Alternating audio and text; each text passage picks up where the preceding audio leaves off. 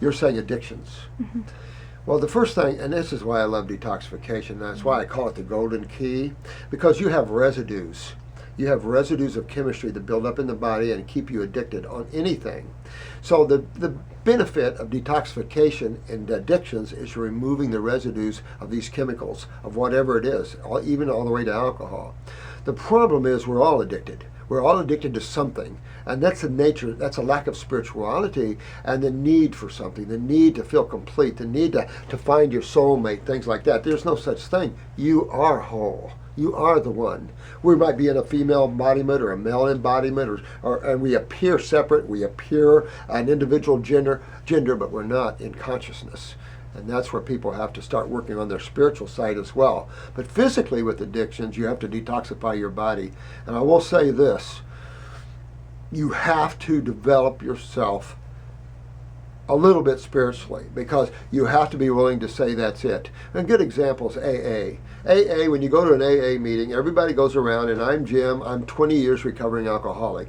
I'm Judy, I'm 5 years recovering alcoholic. I'm Joe, I'm 30 years recovering alcoholic. And I like to stand up and say, when are you going to decide to be alcoholic free? Because you haven't decided that yet.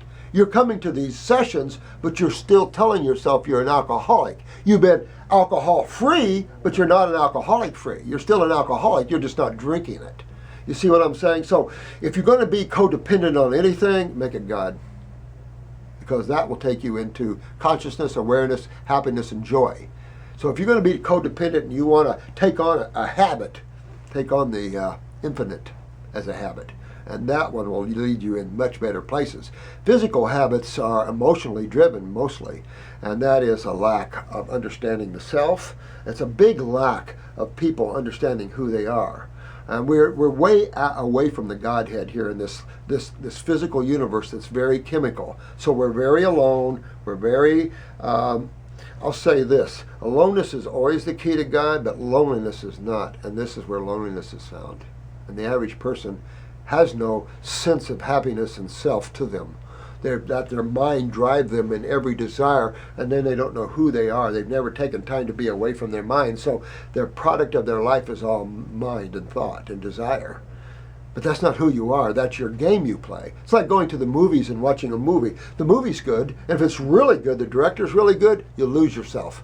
And that's how good God is the director of its own movie. You lose yourself. You forget you're God playing the role of a lady interviewing. You forgot that we're all just playing, that it's just playing this role to understand itself, because there's only one. It's infinite. There's no room for anything else.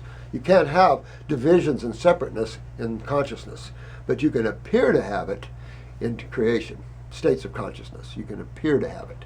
But it makes for good drama, things like that. But it also makes for codependency, it makes loneliness, all those things.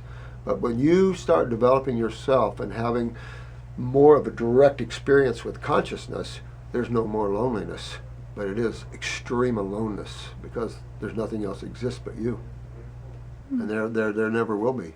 So you will always be alone. Each and every one of you will always be alone. Get used to it. And enjoy that aloneness, because that's where you find truth, not in the masses. You know, it's always said, you can walk down a metropolitan street, you can walk down a beautiful street and say New York City, and here's a beautiful church and beautiful stained glass windows, and you go in to try to find God, and you listen to the preacher, and it was a good sermon and everything. And then you walk down a little alleyway, and here's an herb shop with an old master there that says 2 sentences in your body, bam, and you just wake up. That's how it is. You never know when you're approached by a spiritual being that taps you, and wham, you wake up.